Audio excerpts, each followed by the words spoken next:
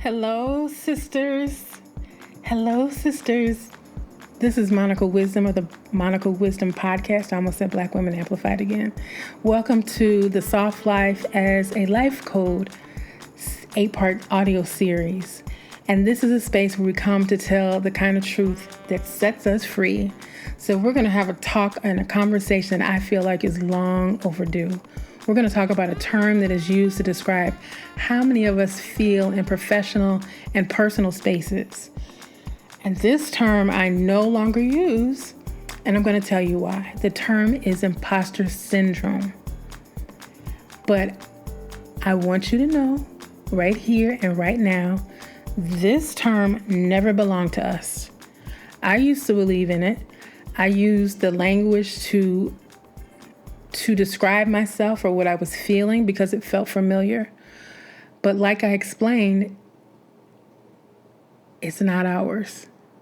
So I did my research, and the phrase imposter phenomenon was coined first in 1978 by two psychologists, Pauline Clance and Suzanne Imes. And they did a study focused on high-achieving white women who felt like intellectual frauds despite their success. We weren't even considered in the study. So nothing about our life, our circumstances, our environments, nothing was included in this study.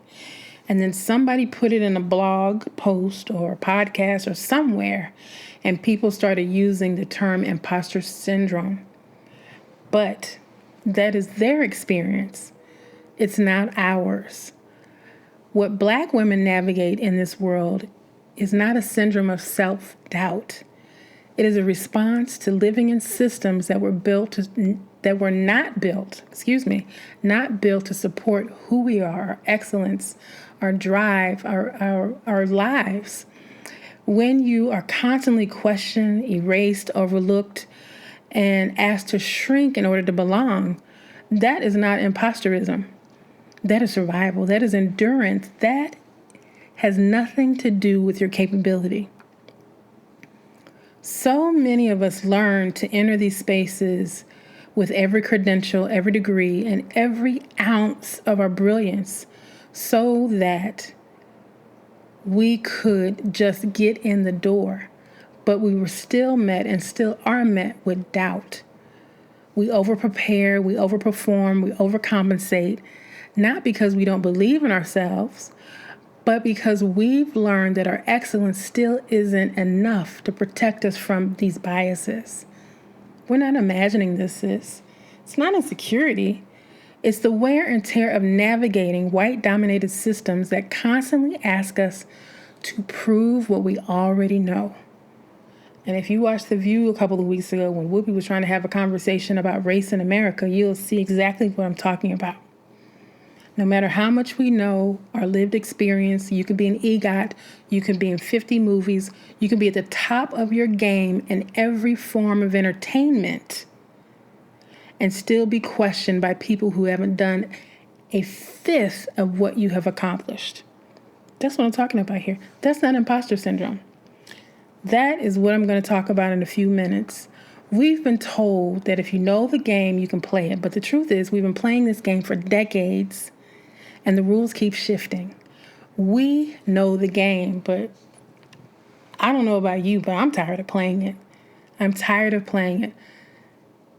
Here's what I know to be true, and this is why I name it for what it is: systemic racism syndrome.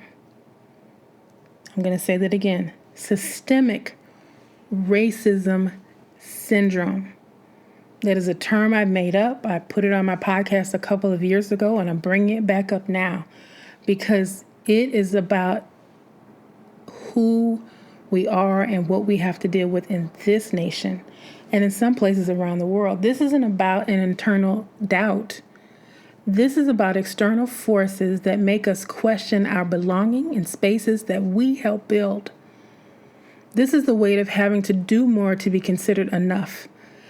It's the reality of being the only one in the room and carrying that pressure of representing an entire race while trying not to be erased, right? Systemic racism syndrome is a result of generations of forced resilience. It happens when you are told 1,000 different ways that your presence is conditional, that your value must be justified, and that your truth must be softened to make others feel comfortable. That's not a system that lives in self-esteem. It lives in structures around you.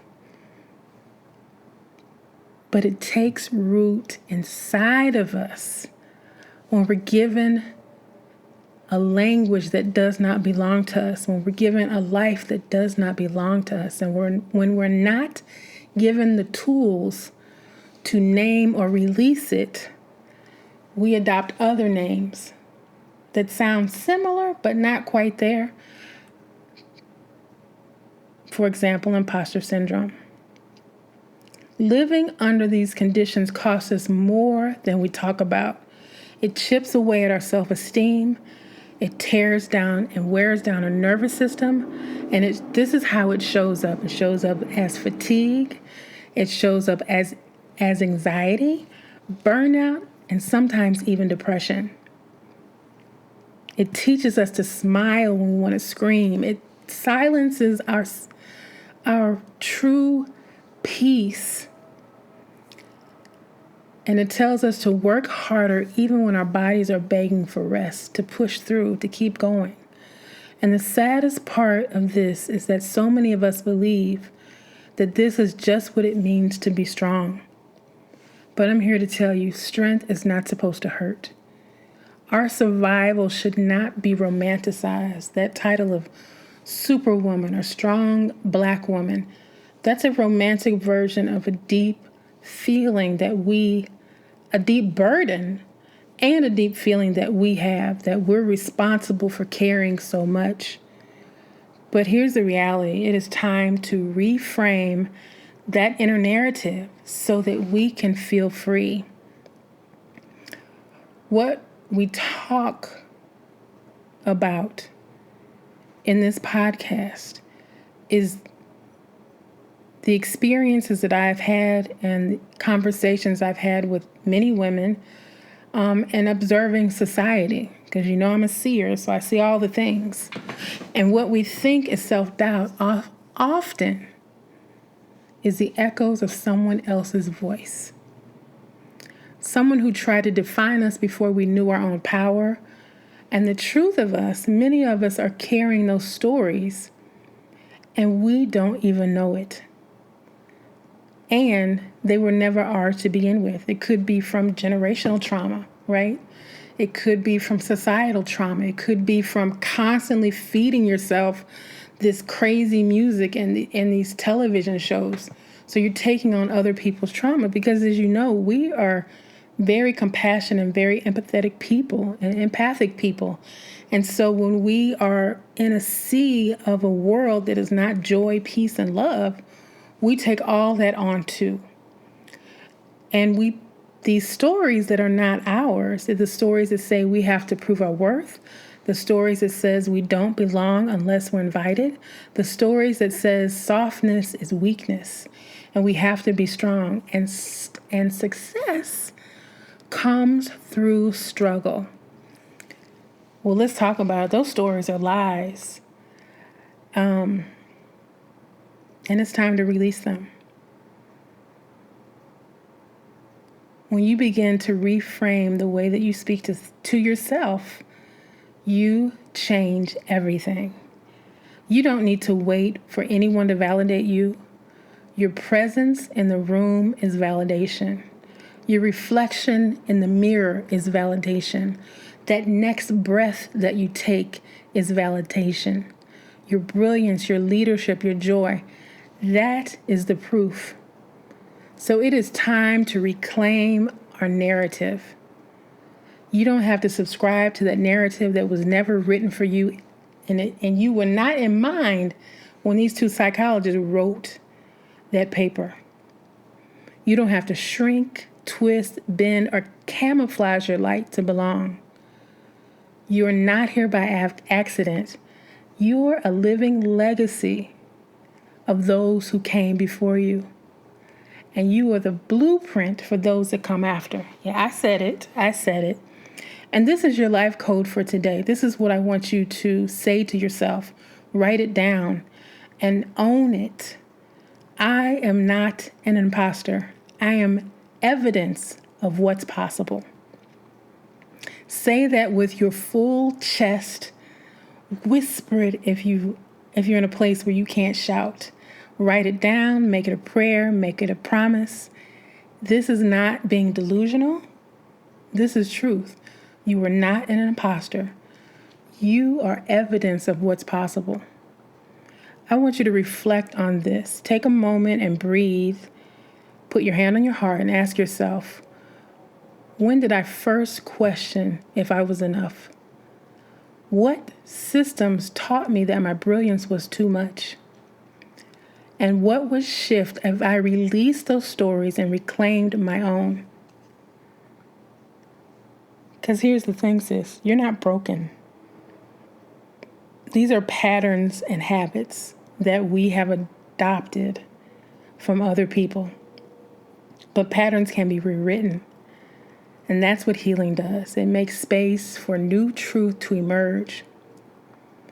So before we leave or end this episode, I want to remind you that if this episode stirred something in you, I want to invite you to continue this journey and start the Reframe Your Narrative workshop. It's an audio workshop that I created that goes deep into our stories and helps us to examine our stories, get to the core of where our anxiety or our belief in ourselves began, and then reframe those stories so that we can begin to unpack everything that you're carrying. Because I keep saying, people say, well, do this and do that. I call it unraveling. Some people call it unpacking. But we have to unravel those tightly wound belief systems within us so that we can free ourselves and truly live liberated and see our own soul glow, honey. Because like we talked about in the previous episode, there's that little girl sitting inside of us that is ready to come out and grow and play and imagine and dream bigger. But here's the other thing you want to do is you want to explore the Soft Life Blueprint Journal. This is a tool that helps you return to yourself, to rediscover your passions and your purpose. And it's a wonderful workbook journal where I'm going through and I'm asking you questions so that you can respond what is true to you. It's not about me telling you what you need to know. It's about you discovering. Self-discovery has been the most powerful tool for me as opposed to somebody else telling me what I need. There's plenty of people in the world telling Black women what they need to do and how they need to act and how they need to be. It's up to us to discover what we need for ourselves individually, outside of the community, outside of our job, outside of the many roles and obligations that we have. Who am I? That's the question. That is the question. We've spent so much time emulating and adopting other people's programs, other people's ideas of success, other people's ideas of what is proper or dignified. Now it's time for us to ask that for ourselves. And here's the thing, you don't have anything to prove. You are the proof. You are the proof and the possibility. You're not an imposter. What you are is the answer to our ancestors' prayers. You get to live the life that they dreamed of. And the one thing that they wanted, which they wanted for you, is true freedom. And now that we have carried this entire community and built places that we could never have imagined, that our ancestors could have never imagined, now it's time for us to imagine a new world for ourselves individually and bring forth and project our truth into the world. But first you have to unravel it, release it, forgive it, honor it, and then let that shit go. So I'm excited that you're here in this series and thank you for listening. And I want to hear from you. I want to know what you think about systemic racism syndrome, what you think about the idea of it, has it shifted your perspective from imposter syndrome? Do you still feel imposter syndrome is real? Is it a thing for you? Or have I made you think about this in a whole different way? I hope so. But I'm not here to tell you what to think. I'm just here to give you information and allow you to acclimate it in any way that you choose, or just say, she sounds crazy, and let it go. But I think the more that you think about it, the more you understand that imposter syndrome was not a story written about us. So, the world is better because of you. The world breathes better because of you. You are worthy. You are seen. And at the Monica Wisdom Podcast, you are home. So I would like to say thank you for listening. Thank you for coming to the end of Chapter 3. Of course, everything that I talked about and all of my research will be in the show notes for this episode. And where you find the show notes is wherever you listen to your podcast. So the Reframe Your Narrative audio class will be there. The Soft Life Blueprint will be there, as well as a link to the Soft Mornings audio will be there. And any books that I read, whatever books I researched, so that you can do your own research and you can read it for yourself. I'm also going to put links to those books there as well. So you are fully informed. I want you to research for yourself. Don't take my word for it. I'm giving you my perspective, my information, and I want you to draw your own conclusions for yourself. But this is the way that I see it. And let me know if you see it that way too. Let's start that conversation. Anyway, have an amazing evening, morning, afternoon, wherever you're listening. And I hope that you understand that this is a gift from my heart to yours. And know that I do see you. And I'm sending you love, peace, and light. Thank you for listening to the Monica Wisdom Podcast. Have an amazing day wherever you are in the world.